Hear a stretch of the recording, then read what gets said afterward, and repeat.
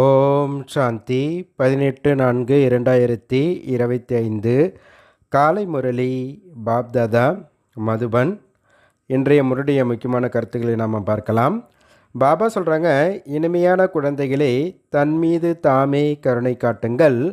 தந்தை என்ன வழி கூறுகின்றாரோ அதன்படி நடக்கும் பொழுது அளவற்ற குஷி ஏற்படும். மாயையின் சாபத்திலிருந்து பாதுகாப்பாக இருப்பீர்கள் அப்படின்றார் பாபா. கேள்வி கேட்குறாரு, மாயையின் சாபம் ஏன் ஏற்படுகின்றது? சாபம் அடைந்த ஆத்மாவின் நிலை எப்படி இருக்கும்? பாபா பதில் சொல்கிறாங்க. ஃபஸ்ட்டு பாயிண்ட்டு, தந்தை மற்றும் படிப்பை, அதாவது ஞான ரத்தினங்களை ஆதாரமாக்காமல் இருப்பதனால், தனது வழிப்படி நடப்பதனால் மாயையின் சாபம் ஏற்பட்டு விடுகிறது. ரெண்டாவது பாயிண்ட்டு, அசுர நடத்தையிலிருந்து தெய்வீக குணங்களை தாரணை செய்யவில்லை எனில் தன் மீது கருணை கொள்ளவில்லை என்று பொருள். புத்தி பூட்டப்பட்டுவிடும், அவர்கள் தந்தையின் உள்ளத்தில் அமர முடியாது அப்படின்றார் பாபா. ஓம் சாந்தி. நாம் ஆத்ம அபிமானிகளாக ஆக வேண்டும் மற்றும் தந்தையை நினைவு செய்ய வேண்டும் என்ற நம்பிக்கை ஆன்மீக குழந்தைகளிடத்தில் இருக்கின்றது. மாயை என்ற ராவணன் சாபம் கொடுத்து துக்கமானவர்களாக ஆக்கிவிடுகிறது. சாபம் என்ற வார்த்தையே துக்கம்தான். ஆஸ்தி என்ற வார்த்தை சுகமாகும். எந்த குழந்தைகள் நேர்மையாகவும் கட்டளைப்படி நடக்கின்றவர்களாகவும் இருக்கின்றார்களோ அவர்கள் நல்ல முறையில் அறிவர். யார் கட்டளைப்படி நடக்கவில்லையோ அவர்கள் குழந்தைகளே அல்ல. தன்னை என்ன வேண்டுமானால் நினைத்து கொள்ளட்டும், ஆனால் தந்தையின் உள்ளத்தில் அமர முடியாது அப்படின்றார் பாபா. ஆஸ்தி அடைந்திட முடியாது. யார் மாயை கூறும் வழிப்படி நடக்கின்றார்களோ மற்றும் தந்தையை நினைக்கவும் இல்லையோ அவர்கள் மற்றவர்களுக்கு புரிய வைக்கவும் முடியாது. அதாவது தனக்குத்தானே சாபம் கொடுத்து கொள்கின்றனர். மாயை மிகவும் சாமர்த்தியமானது என்பதை குழந்தைகள் அறிவீர்கள். ஒருவேளை எல்லையற்ற தந்தை கூறுவதை ஏற்றுக்கொள்ளவில்லை எனில் மாயை கூறுவதை ஏற்றுக்கொள்கின்றனர் என்று பொருள். பாபாவுடைய வழிப்படி நடக்கலன்னா கண்டிப்பாக அவங்க மாயினுடைய வழிப்படி தான் நடப்பாங்க. மாயைக்கு வசமாகி விடுகின்றனர்.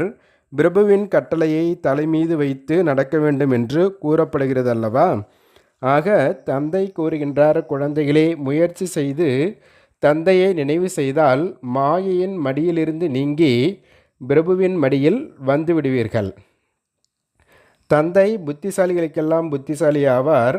தந்தை கூறுவதை ஏற்றுக்கொள்ளவில்லை எனில் புத்தி பூட்டப்பட்டு விடுகிறது. பூட்டை திறக்கக்கூடியவர் ஒரே ஒரு தந்தை ஆவார். ஸ்ரீமத் படி நடக்கவில்லை எனில் அவர்களது நிலை என்ன ஆகும்? மாயையின் வழிப்படி நடந்தால் எந்த பதவியும் அடைய முடியாது. கேட்கலாம், ஆனால் எந்த தாரணையும் செய்யவும் முடியாது, செய்விக்கவும் முடியாது. ஆக அவர்கள் என்ன நிலை அடைவர் என்றார் பாபா. தந்தை ஏழை பங்காளன் ஆவார். மனிதர்கள் ஏழைகளுக்கு தானம் செய்கின்றனர். தந்தையும் வந்து எவ்வளவு எல்லையற்ற தானம் செய்கின்றார். ஒருவேளை ஸ்ரீமத் படி நடக்கவில்லை எனில் புத்தி ஒரேடியாக பூட்டப்பட்டு விடுகிறது. பிறகு என்ன பிராப்தி அடைவார்கள் அப்படின்றார் பாபா. ஸ்ரீமத் படி நடப்பவர்கள்தான் தந்தையின் குழந்தைகள். தந்தை கருணை உள்ளம் உடையவர் ஆவார். வெளியில் சென்றதும் மாயை முற்றிலும் அழித்துவிடும் என்பதை தந்தை புரிந்திருக்கின்றார். யாராவது தற்கொலை செய்து கொள்கின்றனர் எனில் தன்னைத்தான் அழித்து கொள்கின்றனர். தந்தை புரிய வைத்து கொண்டே இருக்கின்றார், தன் மீது கருணை காட்டுங்கள். அதாவது பாபாவுடைய ஸ்ரீமத் படி நடக்கிறது தான் நம் மீது நாமே கருணை காட்டுவது. பாபா சொல்கிறாங்க, ஸ்ரீமத் படி நடங்கள், தன் மன வழிப்படி நடக்காதீர்கள். ஸ்ரீமத் படி நடக்கும் பொழுது குஷியின் அளவு அதிகரிக்கும். லக்ஷ்மி நாராயணனுடைய முகத்தை பாருங்கள், எவ்வளோ குஷியாக இருக்காங்க. ஆக முயற்சி செய்து இவ்வாறு உயர்ந்த பதவி அடைய வேண்டும் அல்லவா? தந்தை அழிவற்ற ஞான ரத்தினங்கள் கொடுக்கின்றார் எனில் அவைகளை ஏன் புறக்கணிக்க வேண்டும்? ரத்தினங்களால் பையை நிறைத்து கொள்ள வேண்டும். கேட்கத்தான் செய்கிறார்கள், ஆனால் பை நிறைவது கிடையாது. ஏனெனில் தந்தையை நினைவு செய்வது கிடையாது. அசுர நடத்தையுடன் இருக்கிறீர்கள்.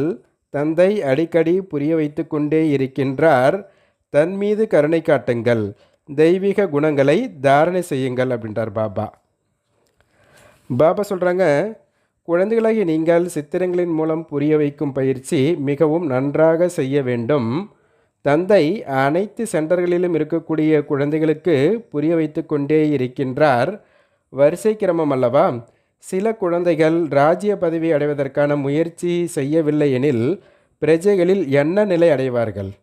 சேவை செய்வது கிடையாது, நான் என்ன நிலை அடைவேன் என்று தன் மீது கருணையும் கொள்வது கிடையாது எனில் நாடகத்தில் இவர்களது பாகம் அவ்வளவுதான் என்று புரிந்து கொள்ள வேண்டும். தனக்கு நன்மை செய்து கொள்ள வேண்டுமெனில் ஞானத்தின் கூடவே யோகாவும் இருக்க வேண்டும். யோகாவில் இருக்கவில்லை எனில் எந்த நன்மையும் ஏற்படாது. யோகமின்றி பாவனம் ஆக முடியாது. ஞான பாடம் தனி, யோகா பாடம் தனி. யோகாவில் பலர் பக்குவமற்று இருக்கின்றனர். நினைவு செய்வதற்கான அறிவே கிடையாது. ஆக நினைவு இல்லாமல் விகர்மம் விநாசம் எப்படியாகும்? பிறகு அதிக தண்டனை அடைய வேண்டியிருக்கும் என்றார் பாபா. அதிகம் பச்சாதாபப்பட வேண்டியிருக்கும். அந்த ஸ்தூல வருமானம் செய்யவில்லை எனில் எந்த தண்டனையும் அடைய மாட்டார்கள். இங்கு பாவங்களின் சுமைகள் தலைமீது அதிகம் இருக்கின்றது. அதற்கு அதிக தண்டனை அடைய வேண்டியிருக்கும். குழந்தையாக ஆன பின்பு அவர் சொல்படி நடக்கவில்லை எனில் அதிக தண்டனை அடைய வேண்டியிருக்கும் என்றார் பாபா. தந்தை கூறுகின்றார், தன் மீது கருணை காட்டுங்கள், யோகாவில் இருங்கள். எப்படி யாராவது மேலிருந்து கீழே குதிக்கின்றனர், இறக்காமல் மருத்துவமனையில் இருக்கின்றனர் எனில் கதறிக்கொண்டே இருப்பார்கள். தன்னை ஏமாற்றி கொண்டனர், இறக்கவில்லை, பாக்கி என்ன வேலைக்கு பயன்படுவார் என்றார் பாபா. அதே மாதிரி இங்கேயும் இருக்காங்க. மிகவும் உயர்ந்த நிலைக்கு செல்ல வேண்டும், ஸ்ரீமத் படி நடக்கலென கீழே விழுந்து விடுகின்றார் பாபா. நான் என்ன நிலை அடைவேன் என்று ஒவ்வொருவரும் நாளடைவில் அவரவர்களது பதவியை பார்ப்பீர்கள். யார் சேவாதாரிகளாக கட்டளைப்படி நடப்பவர்களாக இருக்கின்றார்களோ அவர்கள்தான் உயர்ந்த பதவி அடைவார்கள். இல்லையெனில் தாசன் தாசிகளாக ஆவார்கள். பிறகு தண்டனைகளும் அதிகமாக கிடைக்கும். அந்த நேரத்தில் இருவரும் தர்மராஜராகவே ஆகிவிடுவர். ஆனால் குழந்தைகள் புரிந்து கொள்வது கிடையாது. தவறுகள் செய்து கொண்டே இருக்கின்றார்கள் என்றார் பாபா. யார் எந்தளவு சேவை செய்கிறார்களோ அந்தளவு ஜொலிப்பார்கள். இல்லையெனில் எந்த காரியத்திற்கும் பயன்படுவர்களாக ஆகிவிடுவீர்கள். மற்றவர்களுக்கு நன்மை செய்ய முடியவில்லை எனில் தனக்காவது நன்மை செய்து கொள்ளுங்கள். பந்தனம் உள்ளவர்களும் சுய நன்மை செய்து கொண்டே இருக்கின்றனர். இருப்பினும் எச்சரிக்கையாக இருங்கள் என்று தந்தை கூறுகின்றார். பெயர் உருவத்தில் மாட்டிக்கொண்டால் மாயை அதிகம் ஏமாற்றிவிடும். பாபா, இன்னாரை பார்த்ததும் எனக்கு கெட்ட எண்ணங்கள் வருகின்றன என்று கூறுகின்றனர். தந்தை புரிய வைக்கின்றார், கர்மேந்திரங்களின் மூலம் ஒரு பொழுதும் கெட்ட காரியம் செய்யக்கூடாது. அசுத்த மனிதன், அதாவது நடத்தை சரியில்லாதவராக இருந்தார், அவரை சென்றுக்கு வரவே விடக்கூடாது. பள்ளியில் யாராவது தீய வழியில் நடந்தால் அதிக அடி வாங்க வேண்டியிருக்கும். ஆசிரியர் அனைவரின் முன்பும் இவர் இவ்வாறு நடந்து கொண்டார், அதனால் இவரை பள்ளியிலிருந்து நீக்கிவிடுகிறோம் என்று கூறுவார். உங்களது சென்டர்களிலும் இவ்வாறு அசுத்த பார்வையுடன் வருகின்றார் எனில் அவர்களை வெளியேற்றிவிட வேண்டும். ஒருபொழுதும் கெட்ட பார்வை இருக்கக்கூடாது என்று தந்தை கூறுகின்றார். சேவை செய்யவில்லை, தந்தையை நினைவு செய்யவில்லை எனில் அவசியம் ஏதாவது அசுத்தம் இருக்கின்றது. யார் நன்றாக சேவை செய்கிறார்களோ அவர்களது பெயரும் வெளிப்பட்டுவிடும். சிறிது சங்கல்பம் வந்தது, பார்வை கெட்டது எனில் மாயை யுத்தம் செய்கிறது என்று புரிந்து கொள்ளுங்கள். முற்றிலும் விட்டுவிட வேண்டும். இல்லையெனில் அதிகரித்துவிடும், பிறகு நஷ்டப்படுத்திவிடும் என்றார் பாபா. தந்தையை நினைவு செய்து கொண்டே இருந்தால் பாதுகாப்பாக இருப்பீர்கள். பாபா அனைத்து குழந்தைகளுக்கும் எச்சரிக்கை செய்கின்றார், கவனமாக இருங்கள். ஒரு பொழுதும் தனது குலத்தின் பெயரை கெடுத்து விடாதீர்கள். சிலர் கந்தர்வ திருமணம் செய்து கொண்டே ஒன்றாக சேர்ந்து இருக்கின்றனர் எனில் பெயரை எவ்வளவு வெளிப்படுத்துகின்றனர். சிலர் அசுத்தமாக ஆகிவிடுகின்றனர். இங்கே நீங்கள் தன்னை சத்கதி அடைய செய்வதற்காக வந்திருக்கிறீர்கள், தவிர கெட்ட கதி அடைவதற்காக அல்ல. தந்தையிடம் ஆஸ்தி அடைவதற்காக வருகின்றனர். ஆனால் மாயை யுத்தம் செய்து சாபம் கொடுத்து விடுகின்றது. பிறகு முற்றிலும் விழுந்து விடுகின்றனர். அதாவது தனக்குத்தானே சாபம் கொடுத்து கொள்கின்றனர். ஆக மிகவும் எச்சரிக்கையுடன் இருக்க வேண்டும் என்று தந்தை புரிய வைக்கின்றார்.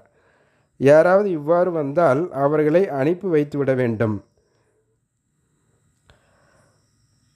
அமிர்தம் குடிக்க வந்தனர் பிறகு வெளியில் சென்று அசுரனாகி அசுத்தமாகி விடுகின்றனர் என்று காண்பிக்கின்றார்கள் அல்லவா? பிறகு அவர்களால் ஞானம் கூற முடியாது. பூட்டப்பட்டு விடுகிறது. தனது சுய சேவைக்கு தயாராக இருக்க வேண்டும் என்று தந்தை கூறுகின்றார். தந்தையின் நினைவில் இருந்து இருந்து கடைசியில் வீட்டிற்கு சென்றுவிட வேண்டும். இரவு பயணிகளே களைப்படையாதீர்கள் என்ற பாட்டும் இருக்கிறதல்லவா? ஆத்மா வீட்டிற்கு செல்ல வேண்டும். ஆத்மாதான் வழிபோக்கனாக இருக்கின்றது. ஆத்மாவிற்கு தான் தினமும் புரிய வைக்கப்படுகிறது. இப்பொழுது சாந்திதாமம் செல்லும் வழிபோக்கனாக இருக்கின்றாய். ஆக இப்பொழுது தந்தை வீட்டை மற்றும் ஆஸ்தியை நினைவு செய்து கொண்டே இருங்கள். எதிலும் மாயை ஏமாற்றிவிடவில்லைதானே? நான் எனது தந்தையை நினைவு செய்கின்றனா என்று தன்னை பார்க்க வேண்டும் அப்படின்றார் பாபா. பாபா சொல்கிறாரு, உயர்ந்திலும் உயர்ந்த தந்தையின் பக்கம்தான் பார்வை இருக்க வேண்டும். இதுதான் மிகவும் உயர்ந்த முயற்சியாகும். தந்தை கூறுகின்றார், குழந்தைகளே, கெட்ட பார்வையை விட்டுவிடுங்கள். தேக அபிமானம் என்றால் கெட்ட பார்வையாகும். ஆத்ம அபிமானி என்றால் சுத்த பார்வையாகும். ஆக குழந்தைகளின் பார்வை தந்தையின் பக்கம் இருக்க வேண்டும். ஆஸ்தி மிகவும் உயர்ந்ததாகும். உலக சக்கரவர்த்தி குறைந்த விஷயமா என்ன? படிப்பின் மூலம் யோகாவின் மூலம் உலக சக்கரவர்த்தியாக ஆக முடியும் என்று கனவிலும் கூட யாரும் நினைத்திருக்க மாட்டீர்கள். இந்தமாரி நினச்சி பார்த்துருக்குமா? இந்தமாரி உலக மகாராஜாவுக்காக போஸ்ட்டுக்காக ஒரு படிப்பு இருக்குன்றது நம்ம கனவுல கூட நினச்சி பார்க்கல. படித்து உயர்ந்த பதவி அடையும் பொழுது தந்தையும் குஷி அடைவார், ஆசிரியரும் குஷி அடைவார், சத்குருவும் குஷி அடைவார். நினைவு செய்து கொண்டே இருந்தால் தந்தையும் செல்லம் கொடுத்து கொண்டே இருப்பார். தந்தை கூறுகின்றார், குழந்தைகளே, இந்த குறைகளை நீக்கிவிடுங்கள், இல்லையெனில் பெயரை கெடுத்து விடுவீர்கள். தந்தை உலகிற்கு எஜமானர்களாக ஆக்குகின்றார், சௌபாக்கியத்தை திறக்கின்றார். பாரதவாசிகள்தான் 100% சௌபாக்கியசாலிகளாக இருந்தனர். பிறகு 100% துர்பாக்கியசாலிகளாக ஆகிவிட்டனர். மீண்டும் உங்களை சௌபாக்கியசாலிகளாக ஆக்குவதற்காக கற்பிக்கப்படுகிறது என்றார் பாபா. பாபா சொல்கிறாங்க, உங்களிடமிருந்து ஒருவர் நல்ல முறையில் இந்த ஞானம் எடுத்து சென்றால் கூட அந்த ஒருவரின் மூலம் பலர் புரிந்து கொள்வர் அப்படின்றார் பாபா. ஒருவரின் புத்தியில் வந்துவிட்டால் பிறகு செய்தித்தாள் போன்றவைகளில் வெளியிடுவார்கள். இதுவும் நாடகத்தில் பதிவாகி இருக்கின்றது. இல்லையெனில் தந்தையை நினைவு செய்ய எப்படி கற்றுக்கொள்ள முடியும்? தந்தையின் அறிமுகம் அனைவருக்கும் கிடைக்க வேண்டும். யாராவது வெளிப்படுவர் கண்காட்சி கூடத்தில் மிக பழமையான பொருட்களை பார்க்க செல்கின்றார்கள். இங்கு உங்களுடைய பழைய ஞானம் கேட்பார்கள். பலர் வருவார்கள். அதில் சிலர் நல்ல முறையில் புரிந்து கொள்வார்கள். இங்கிருந்து தான் திருஷ்டி அடைவர் அல்லது இயக்கம் வெளியில் செல்லும். தந்தையை நினைவு செய்தால் நீங்கள் உங்களது தர்மத்தில் உயர்ந்த பதவி அடைவீர்கள் என்று நீங்கள் கூறுவீர்கள். மறுபிறப்பை எடுத்து எடுத்து அனைவரும் கீழான நிலைக்கு வந்துவிட்டீர்கள். கீழான நிலை என்றால் தமோ பிரதானம் ஆவதாகும். தந்தையை நினைவு செய்யுங்கள் என்று போப் போன்றவர்கள் கூற முடியாது. தந்தையே அவங்க அறியவே இல்லை. அவங்க பிறகு அப்படி இப்படி சொல்ல முடியும்? உங்களிடத்தில் மிக நல்ல ஞானம் இருக்கின்றது. சித்திரங்களும் மிக அழகாக உருவாக்கப்பட்டு கொண்டிருக்கின்றது. அழகான பொருட்களாக இருந்தால் மியூசியம் மேலும் அழகாக ஆகிவிடும். பார்ப்பதற்கு பலர் வருவார்கள். எவ்வளவு பெரிய சித்திரமாக இருக்குமோ அவ்வளவு நல்ல முறையில் புரிய வைக்க முடியும். நான் இவ்வாறு புரிய வைக்க வேண்டும் என்ற ஆர்வம் இருக்க வேண்டும். நாம் பிராமணர்களாக ஆகியிருக்கின்றோம். ஆக எந்த அளவு சேவை செய்கிறோமோ அந்த அளவுக்கு மரியாதை கிடைக்கும் என்பது உங்களது புத்தியில் இருக்க வேண்டும். இங்கும் மரியாதை, அங்கும் மரியாதை கிடைக்கும். நீங்கள் பூஜைக்குரியவர்களாக ஆகிவிடுவீர்கள். இந்த ஈஸ்வரிய ஞானம் தாரணை செய்ய வேண்டும். சேவைக்காக ஓடிக்கொண்டே இருங்கள் என்று தந்தை கூறுகின்றார். தந்தை சேவைக்காக எங்கு அனுப்பினாலும் அதில் நன்மை இருக்கின்றது. முழு நாளும் புத்தியில் சேவைக்கான சிந்தனைகள் ஓடிக்கொண்டே இருக்க வேண்டும். அயல் நாட்டினருக்கும் தந்தையின் அறிமுகம் கொடுக்க வேண்டும். மிக அன்பான தந்தையை நினைவு செய்யுங்கள். எந்த தேகதாரிகளையும் குருவாக ஆக்கிக் கொள்ளாதீர்கள். அனைவருக்கும் சத்கதி கொடுக்கும் வள்ளல் அந்த ஒரே ஒரு தந்தை ஆவார். இப்பொழுது ஒட்டுமொத்தமாக மரணம் எதிரில் இருக்கின்றது. மொத்த வியாபாரம் மற்றும் சில்லறை வியாபாரம் என்று இருக்கிறதல்லவா? தந்தையும் மொத்த வியாபாரியாகி ஆஸ்தியும் மொத்தமாக கொடுக்கின்றார். 21 பிரிவுகளுக்கு உலக ராஜ்யத்தை எடுத்துக்கொள்ளுங்கள். முக்கியமான சித்திரங்கள் திரிமூர்த்தி, சக்கரம், ஏணி, விராட ரூப சித்திரங்களாகும். மேலும் கீதையின் பகவான் யார்? இந்த சித்திரம் கூட மிகவும் முதல் தரம் வாய்ந்ததாக இருக்குது அப்படின்றார் பாபா. இதில் தான் தந்தையினுடைய மகிமை முழுமையாக இருக்குது. தந்தை தான் கிருஷ்ணரை இவ்வாறு ஆக்கியிருக்கின்றார். இந்த ஆஸ்தி இறை தந்தை தான் கொடுத்திருக்கின்றார். கலியுகத்தில் இவ்வளவு மனிதர்கள் இருக்காங்க, ஆனால் சத்தியுகத்தில் குறைவாக இருப்பாங்க. இவ்வாறு மாற்றத்தை ஏற்படுத்தியது யார் அப்படின்றதை யாரும் அறியவில்லை. சுற்றுலா பயணிகள் கூட குறிப்பாக பெரிய பெரிய நகரங்களுக்கு செல்கிறாங்க இல்லையா, அவங்களுக்கும் தந்தையினுடைய அறிமுகம் பெறுவாங்க. சேவைக்காக பல கருத்துகள் கிடைத்து கொண்டு இருக்கின்றது. அயல் நாட்டிற்கு கூட செல்லணும். ஒருபுறம் நீங்கள் தந்தையின் அறிமுகம் கொடுத்து கொண்டே இருப்பீர்கள், மறுபுறம் சண்டை சச்சரவுகள் நடைபெற்று கொண்டிருக்கும். சத்தியுகத்தில் குறைவான மனிதர்கள் இருப்பரெனில் அவசியம் மற்ற அனைவரும் அழிந்து விடுவர் அல்லவா? உலகத்தின் சரித்திரம் பூகோளம் மீண்டும் நடைபெறும். எது நடந்து முடிந்ததோ அது மீண்டும் நடைபெறும். ஆனால் மற்றவர்களுக்கு புரிய வைப்பதற்கும் அறிவு தேவை அப்படின்றார் பாபா. தாரணிக்கான முக்கிய சாரம், ஃபஸ்ட்டு பாயிண்ட்டு, சதா ஒரு தந்தையின் பக்கம்தான் பார்வையை வைத்திருக்க வேண்டும். ஆத்ம அபிமானியாவதற்கான முயற்சி செய்து மாயையின் ஏமாற்றத்திலிருந்து பாதுகாப்பாக இருக்க வேண்டும். ஒருபோதும் கெட்ட பார்வையினால் தனது குலத்தின் பெயரை கெடுத்துவிடக்கூடாது. 2வது பாயிண்ட்டு, ஓடோடி சேவை செய்து கொண்டே இருக்க வேண்டும். சேவாதாரி மற்றும் கட்டளைப்படி நடப்பவர்களாக ஆக வேண்டும். தனக்கும் மற்றவர்களுக்கும் நன்மை செய்ய வேண்டும். எந்த கெட்ட நடத்தையும் இருக்கக்கூடாது. பாபா இன்னைக்கு வரதானம் கொடுக்குறாங்க. முற்றுப்புள்ளியின் நிலையின் மூலம் இயற்கையின் குழப்பங்களை நிறுத்தக்கூடிய மாஸ்டர் இயற்கையின் அதிகாரி ஆகுக. நிகழ்காலம் குழப்பம் அதிகரிக்கும் நேரமாகும். கடைசி சோதனையில் ஒருபுறம் இயற்கையும் மற்றொரு புறம் 5 விகாரங்களின் மிகப்பெரிய ரூபமும் இருக்கும்.